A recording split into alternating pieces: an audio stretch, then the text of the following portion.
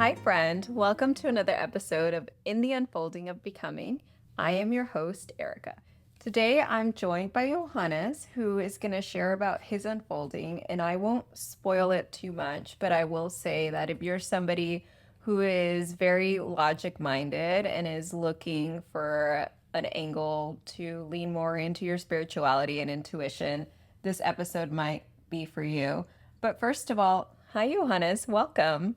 Hey Erica, thanks a lot for having me. I'm very excited to be here.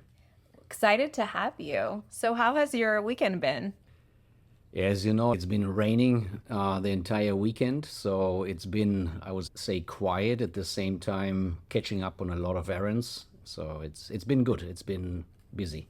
For those of you who aren't in the San Francisco Bay Area, we've been having a lot of sunshine recently, but just out of nowhere, well, I guess April showers, right? We started getting some rain, so it's been a pretty wet weekend. Well, Johannes, I always like to start an episode with a guest by asking them what the unfolding means to them.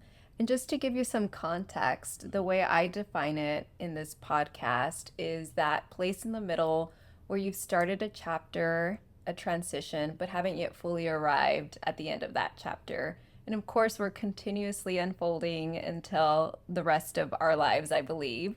But in specific chapters, there is a very distinct middle ground, and that's what I refer to as the unfolding.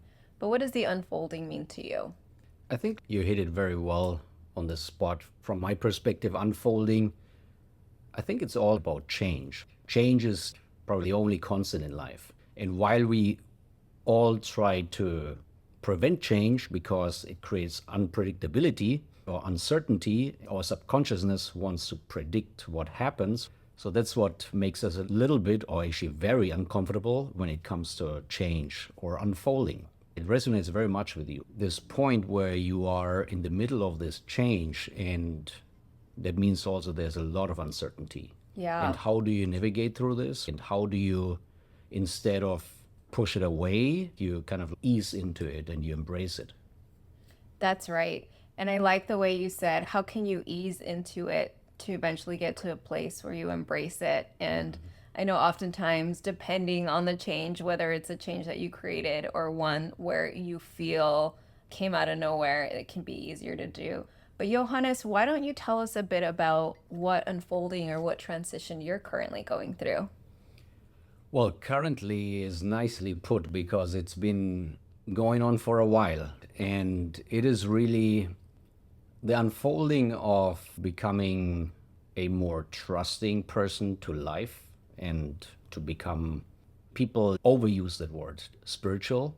But I think for me, it is that word that resonates with me and I would like to use. But it's really discovering my spiritual side. And what comes with it is being less in your head, but also more in your heart.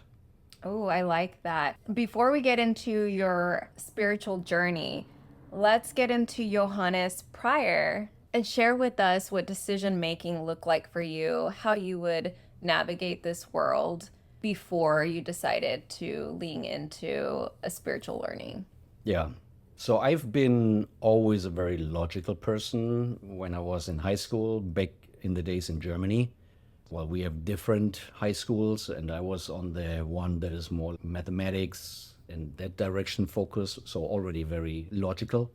And that was what always resonated with me. I like clear structure. I like to understand what is happening. I used to always understand actually the reasons behind rather than just trusting blindly. And I always wanted to know. And how would that influence the way you would go about creating your life, having that type of mindset? Oh, it is all science, logic driven. I was not following my heart. I was following logic. What made sense, what was maybe financially attractive. But I think I was not very much what is my passion. And I think for some listeners, they might say, I don't know, Johannes, following data and logic and potential to earn money all sounds very appealing, and they might not see what's missing from that, even though you've very much said there was this passion and heart piece that was missing. When did you find out that this wasn't it for you, that this was not the way you wanted to continue to experience life? Yeah, now we're getting there, when it gets interesting. I had to also dig into this to better understand when actually did this journey start. And I know when it took off on a different level, but where it really initially started was, so born and raised in Germany. Then I got the offer to work in New York for a German company, which I took advantage of. Lived in Manhattan, which was obviously amazing. And then I left this large company and joined a smaller startup. And while I was there, we grew very quickly. And I realized actually at some point that in general, a very positive, very happy person. People always say you can always see the bright side of everything. Actually, my team now, they sometimes say, well, why do you always have to be so positive? Can you acknowledge this is difficult, this is bad? I'm like, well, but there's a different perspective. But I became later in that startup, I became very different. I complained a lot, started to complain a lot, was not happy with my job. I woke up one day and said, what happened to me? Why am I complaining all the time? I've never been like that. And how can I change this actually? And I had no clue. And I started to do a couple of things. I'm a very curious person in general. And so I was looking into meditation before, and I was never able to do it. So I downloaded Headspace or Calm, all these apps, a year subscription, and I could not do a single week every morning, just 10 minutes of meditation. I'm like, okay, it's just not for me. And Sure. honestly, I've met so many people that say the same. Yeah, so have I. Yeah. So then I talk to friends and they're like, hey, I do this other thing. It's called Transcendental Meditation. And they call it effortless. I'm like, oh, effortless in meditation? That does not seem like something that works, because for me, it has never been effortless. Challenge accepted. Exactly. I'm like, let me do it. Fortunately or unfortunately, you have to pay a little bit, but for this class, but then you have access for the entire life to resources, and you can have access to the community, and they're all over the globe. For example, a lot of celebrities do TM, how they call it. And so I started doing that, and it's a mantra meditation. So you repeat a mantra in your head over and over. And this is actually what calms your mind down. And when your mind is, you can compare it with an ocean, with the sea, which is very stormy, and there's huge waves and things going on. And the more you go actually down from the top on the surface of the ocean to the ground, the calmer it becomes. While when you're at the bottom of the sea, there's just quietness and calmness. And that is actually where this mantra gets you. And then you really get to the moment where you don't remember anything.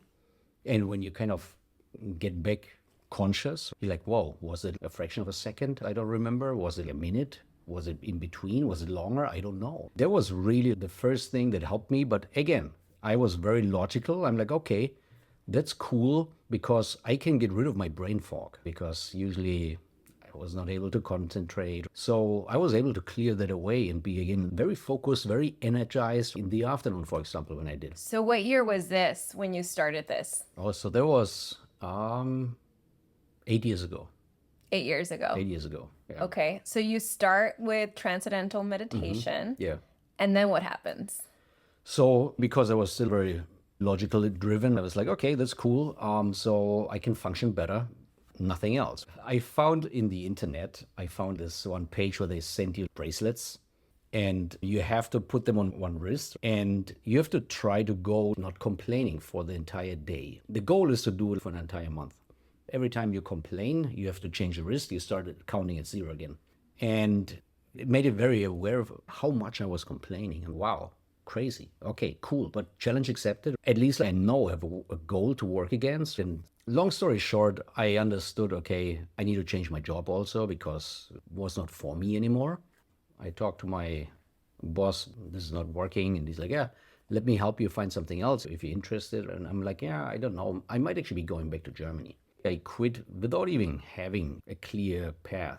I knew that was not working anymore. And then while there was clear path, I think like a month or so until I would leave, I did one call to an old friend, and that all gave me this new path. Talked to the founders of a small startup, very successful. And then I joined them, and it was in the Bay Area. So they asked me if I would be interested in coming to the West Coast. I'm like, yeah, sure. I was in New York for 9 years. I was pretty much done. I took the job and I went there. And honestly, then it all started again. I focused very much on work, meditated barely any, only sometimes when I realized in the afternoon I didn't have energy or I was, brain fog. I'm like, okay, let me meditate. And it helped. But it was just a tool. I was not a way of living. It was just a tool. During those days also, I found out about Wim Hof, who does this breathwork, somatic breathwork. And I did that, but I just did it also as, okay, this is healthy. That was my perspective on it. Okay, this is a healthy thing. I like being healthy. It was nothing related to spirituality or anything. Okay, Johannes, I'm going to try to understand what you're sharing, and then I need your help if I'm not getting your story correctly, because we want to honor your story. So what started off as a circumstance where you found yourself complaining about a job set you on a path of, hey, I don't want to be this complainer. I'm usually by default a very positive, happy person. You dive into the world of meditation, which leads you then to somatic breathing. You then decide that this New York job is no longer a fit for you, and you move to the Bay Area to step into a different role. And I think a lot of people at that point would think, great, okay, problem solved. You changed jobs, you went through meditation, got some clarity, no longer had that brain fog, and knew that the next step was to remove yourself from that job and go to the next location, which brought you to the Bay Area. But then what you're telling me is you came to the Bay Area, you got the different job, and it was just a repetition of what you were experiencing in New York. Because what I'm hearing from you is that you didn't necessarily have a change of lifestyle. You used a tool to try to form a habit that stuck with you for enough time to get you out of New York, but you hadn't yet then fully embraced it as a way of living. So now you're in the Bay Area, you're becoming aware of this. What makes you want to embrace it as a lifestyle versus a tool? So that came later because I arrived in the Bay Area and then COVID happened pretty much a month later. I was not looking to be a lot on Netflix and, understanding all shows and all movies they have actually in the entire library. I just dove into work. I worked like 16, 18 hours every day. That days we really just got started. I just wanted to make a difference there and really went crazy with the work. It helped us a lot. We grew like crazy. We raised a lot of money. We went from 300 people to over 3,000 now within 3.5 years. But after a while, I was starting to burn out. It's not sustainable. Sleep 5.5 hours a night. And I always worked a lot. That was not a concern for me. What was actually a concern is I was getting older and more experienced, obviously, but I never found a partner in life. And there were always reasons why it did not work out with that girlfriend, with that girlfriend. I don't know. It was always like when it got closer and more, okay, let's take the next step. Now I know it was me who pulled out again. I always found a reason why it did not work. Back in those days, I had a girlfriend and we wanted to make the next step, move in together. And then a friend of mine said, hey, I'm doing a sabbatical, traveling. I'm going to travel South America. And I'm going to start in Peru, and I'm going to do ceremonies with San Pedro. I've never heard about that. What is it even? And he said, well, it's a plant medicine. It's similar to ayahuasca, but it's different. It's more gentle, they say, and it's more a heart opener. That's interesting. And maybe that can help me also understand whether that girl is actually the right one. Because I was obviously already starting to have again doubts in my head. You were leading into the logic and the mind versus the heart. Always. It was always logic for me. And so we went to Peru, and that is really what changed my entire life. That is a big turning point. So we went to the Sacred Valley close to Cusco and had 3 ceremonies of San Pedro. The second ceremony was really what made it very difficult for me to go through that ceremony, and I had a lot of insights. It was really the moment that changed everything. What can you share about that ceremony to take us there? I felt at the beginning I had this connection with cell in my body, with the entire world and with the entire universe. I was one. And it's difficult to even put it in words because it's just a feeling. It's so difficult to put these experiences into words. But it was one of the most beautiful feelings. When you do plant medicine, it's usually comes and goes in waves. I remember the shaman, she said, hey, wherever the medicine needs to take you, trust it and let it take you there. Then I saw myself as a little kid, really 3 years old maybe, on the farm of my grandparents. And there was this experience, my subconsciousness really buried very deep because it was so disturbing to me when I was a little kid. So my grandfather, he was a butcher of the village, and they butchered a pig. Nowadays, from today's perspective, easy. If you're a 3-year-old kid, you're so connected with the entire surrounding, you can feel all of this. You really feel it. And I felt it also, as it was like that moment back in those years. It was so disturbing for me, and I was so scared then when they took the life of the pig. Yet I wasn't able to talk to anybody about it, not to my parents, because they said, hey, kids into the house. You're not supposed to be outside. How can I tell them, hey, what did I just experience? They would just tell me, hey, you're not supposed to be here, so you didn't listen to us. They would punish me even more. So anyway, so there was the first experience, and then there were more things that were unfolding.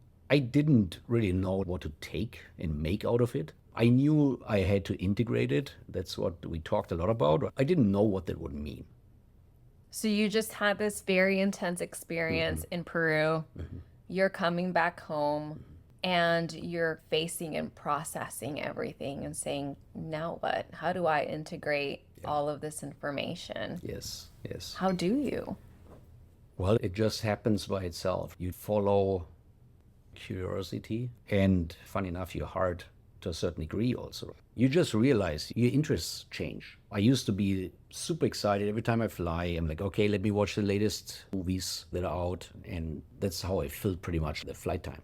I realized I'm not interested in movies at all. I couldn't care less. I'm like, wow, what is happening? This is after the plant medicine. Yeah. Okay. Yeah.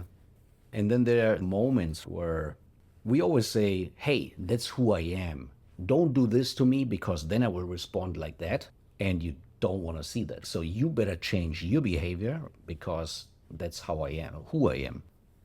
I then realized with all the experience I made in Peru that when I went through certain situations and where I knew, let's say you get to a crossing where it goes left and right, and you knew you always go right because it's your nature.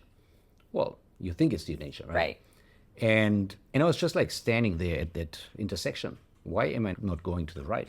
And I'm like, oh, so I have a choice now? That's very interesting. I never had a choice before. It didn't feel like that. So I'm like, okay, let me actually take the left and let's see what happens. And suddenly your life unfolds in different ways because you suddenly have more control over your life again. So let's put this in a tangible way. So if you're used to going right and then you take a left, what at this time is currently happening in Johannes's life that's very a real base circumstance where we can see you taking a left versus a right? Okay, to be very precise. So I met a girl in Peru and I even extended my stay in Peru just to spend one day with her. And after that, I broke up with a girl in the US, but I did not know where it was going with a girl from Peru because we just spent time. There was nothing. But I had the feeling, okay, there's so much more. And so then we stayed in contact and I realized she was just pushing me away. And what I usually would be doing is to say, no, thank you. I'm not going to run behind you. It's okay. Let's let it be. However, in this case, instead of just doing what I always do, I actually changed my way and told her how I feel about her. And that is usually something I rarely disclose. And what that did was that then she opened up as well. And we started talking more and it changed everything. I met her and we were together for a while. And so, yeah, that's just a very clear example of where you usually have one pattern, how you respond to a certain situation, and where you decide, okay, I'll do it differently this time. So is it fair to say that the prior Johannes, before your spiritual awakening, we'll call it, even though that's such a cliche, but we'll call it that. We'll go with it. The logical Johannes would have talked his way out of pursuing this because of all the barriers and all the obstacles and looking at logic versus the Johannes, after going through this life-changing experience, wanted to lean more into exploring the feeling side and the intuition side. Is that a fair statement? Yeah, that's a great observation and a good description. Yes, 100%. Okay, so then you learn how to work out that muscle, the muscle which to some people is not their default muscle, which is to act from the heart. How does this then continue to integrate into your spiritual leanings, and where does this take you? Yeah, it is like Alice in Wonderland. Once you put your head into this rabbit hole, you get more and more curious and you go deeper and deeper and deeper. So I started to listen to spiritual podcasts, which I never did before and thought like it was BS.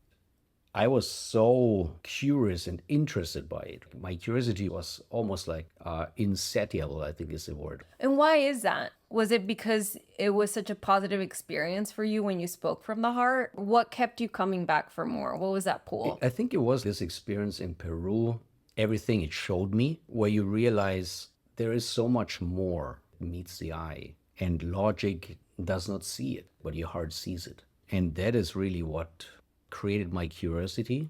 I just wanted to know more of that side that I've been blind to over all those years. Very interesting. I can relate. I'm somebody who leans heavily on analytics. I'm a very strategic person, so I like to be informed by data and logic. Similar to you, things that are unknown to me automatically give me curiosity. And so, would you say that it's that curiosity as well that led you to be more open, even though it was not your comfort zone? Was it the aspect of learning something new? Logical, data-driven people, they want to learn. So even though this was something maybe that was completely out of a subject that you would have initially chosen, was it that drive for knowledge that took you there, or was it something different that's a little more challenging to explain? Maybe it's a bit of both. It was definitely what I learned and what I experienced in Peru. I wasn't able to explain it, so I tried to understand it better, and that's why obviously I was looking for answers. But while I was diving into this, I learned so much more. The more I learned, the more questions I actually got. Though I knew more about it, I knew at the same time I knew so little, and even less and less about this entire area. And it was very fascinating. I'm in general a very curious person. I spent like any minute on these topics. Yeah. I'm curious, and I could be completely wrong, but it sounds to me like your career is based on that data logical side, correct? Yeah, okay. Johannes is nodding his head, so I'm taking that Yes, as a yeah, yes. yeah. So how is this influencing your job, if at all? That was very difficult to get this combined. I think it helped me in the aspect of managing my team. I just became much more understanding and related more to my team members, where before maybe I just said, hey, this is how it is. Here's the solution. Let's go. Period. Sure. Yeah. That makes complete sense because even if you're working with data, you're still also working with human beings who are analyzing that data and who you need to have a relationship with. And we all know that human interaction isn't something that you can just do one size fits all. There's a spectrum of personalities. Yes, 100%. I didn't even think about it, but thanks for bringing this up. Before, I think it was just one solution, that was mine. And afterwards, it was more, everybody has a different way of thinking and how to get to a goal, but it doesn't matter. I wanted to be effective and efficient. So I'm like, well, why don't you take this path? Because it's much faster. But afterwards, I understood that it doesn't matter. If the goal is achieved by 90% instead of 100%, it doesn't matter either. But let each team member find their own path, because that's how they grow. And that's also how they build their muscle. So yeah, I enforce that. It sounds like your leadership also was influenced positively because by being open to different points of views and diverse opinions, research has shown that actually has a better outcome. So it sounds like in your leadership, you were able to embrace that and marry that with effectiveness. Yeah. Okay, great. Let's go back to your unfolding then. So you're starting to get deep into it. You've done the plant medicine, you've done the somatic breath work. In that 8-year trajectory, where are we? Are we on like year 6? We're actually at the beginning of 23. Okay, beginning of And 23. Take us and there. Where are we? well, I'm in Peru again. Okay, you I'm go back. I'm together with a girl. I don't blame you, girl or not. Peru I is know such a beautiful place. it is so beautiful, and I've been a couple of times now since. I love that country. Yeah, the people are lovely. Yeah. So yeah, and she's very spiritual as well, which I think drove my curiosity even further. I want to get to know her. That's the way how I can get to know her. It was very intense with her, and we spent a lot of time, even though when we were not together in the same place, we spent a lot of time together on the phone, on calls, and we triggered each other a lot. We were perfect for each other to show each other where we're not free yet, where we need to work on. Your growth areas. Yes. And of course, it was not easy, very nerve wracking, and it did not last long, unfortunately. Once it ended, everybody told me, again, as it always is, you're better off, she was crazy, or whatever they say, and it's always the other person's fault. And I was so heartbroken that I said, this cannot happen again. There's only one common denominator between like her and all my other exes, and it's me. She did not do everything right either, but I must have done also something wrong. There must be some kind of pattern amongst all of them. Why did it not work out again? This pain, we humans, I think we always like to, well, we don't like to, but we do change when the pain gets unbearable. Unfortunately, we wait until then. So that was my moment, and I dove even deeper. I read many books, I listened to podcasts every waking minute and hour. When I was not working, I was digging into myself and trying to understand myself better.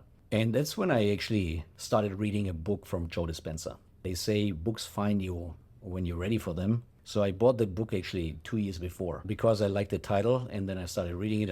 And this is too much text. This is not easy. This is not for me. So I put it on the side. So then I found it again. And I had listened to a podcast where he was speaking, Joe Dispenza. It resonated so much with me. And I'm like, oh, hold on. Don't I have a book of him? And then I read the book within a week or two. I'm a big Joe Dispenza fan, but for those friends and listeners who may not know who he is, how would you describe Joe Dispenza? That's a great question. He teaches a very special kind of meditation. And I have friends that say, this is not meditation, no classic meditation, but a mix between meditation and hypnotherapy maybe. And it's just very powerful what he does. He helps you really create your desired life from the inside out. That's probably the biggest difference. I think when you say, for example, Tony Robbins, he's more the push-through guy. He's amazing also, but he teaches you in 3D how to do it, and Joe Dispenza teaches you in 5D. Yeah, I think that's a good description of Joe Dispenza. What I would add, he does a really good job teaching people how to be more mindful and to create the life experience that they want to have, and is very well known for helping sick people heal. He does so in a very scientific, data-driven way, right? So correct. when he does his teachings, either through his retreats or through YouTube, you always see an explanation of the science behind it. Yes, 100%. He works with the UC San Diego, and they released a couple of white papers now explaining what happens during these meditations. And yes, as you said, people heal themselves, they heal others. And it is something I would have always thought this is completely ridiculous and is not true and cannot be real before my path. And now I've talked to people. I've seen these people. I've witnessed it. I've been part of it. Now, of course, my opinion changed. But it's interesting now also to have these conversations with, let's say, old friends that are not on this path, because they still talk the same way how I would have talked. And they would not believe this. This has obviously created new challenges where you're like, okay, how do I actually still connect with my old friends? Some of them at least. Because it's not easy to keep that bridge open. I have found that the deeper I get into my spiritual journey, some relationships just fall off. I believe that happens when you're creating a different experience in your life and you're on a different level in your spirituality. It attracts people who are similarly minded. Yeah. And also, without even realizing, a lot of folks who just can't understand or who are not alongside on their own spiritual journey, it's no longer a compatibility. And without any kind of harshness, in a very graceful way, those people just fall out of your life. Has that been your experience? Yeah. Oh, yeah, totally. It happens. It's not easy because no way of living is necessarily better or worse. My opinion is biased, but I think like it's important to respect everyone's path. And for some, it happens earlier, for others, it happens later. And one thing we also have to understand and acknowledge is that you cannot show someone the path when they're not ready. In other words, if you try to convince someone of your beliefs, it is never going to happen. Yeah, it's a very personal decision. Yes. And I agree that it happens sometimes never in somebody's lifetime. But when it does, I think it happens at the time that is right for that person. Correct. It cannot be rushed. It cannot be something that needs to come from an external force. It needs to come from somewhere internally. And everybody's on their own path. And life has a way of opening doors to get you to meet other people who are also on similar journeys so that you're not completely navigating it blindfoldly. So you're deep into the Joe Dispenza retreats. Yeah. What's going on in your life while that's happening? I'm working. I am still recovering from the past relationship. And then I go to the first Joe Dispenza retreat. I started to do his meditations. I downloaded one, which is called Blessing of the Energy Centers. And it's like a 42-minute long meditation where I told you before I was not able to meditate for 10 minutes. And I did this meditation 3 months before the retreat every day. And it was not difficult, which is fascinating. So then I am at this retreat and I was so excited and it was incredible. There's like 2,500 people in this big ballroom and they meditate together. And it's crazy to think 2,500 people meditate all at the same time. The 1 week that it lasts, really such a loving atmosphere and you feel so blissful all the time. It is fascinating. There's people that chase mystical experiences. Of course, I was as well because I heard about it and then I wanted to have it. Of course, I didn't. So I was very frustrated. But then I was like, okay, whatever is there for you, should learn. Don't judge and don't have expectations. Just see what unfolds for you. And so I would say you can call it downloads, quite a few, where I realized where my perspective was just off and I better understood other people, for example. I met this one guy when I was in the line to register and sign up and we started talking and turns out he lived in New York City. I lived also in New York City. Both lived exactly the same years in New York City. And then believe it or not, at some point we lived in the same building. What are the chances you meet someone and he's from Mexico, he now lives in Switzerland?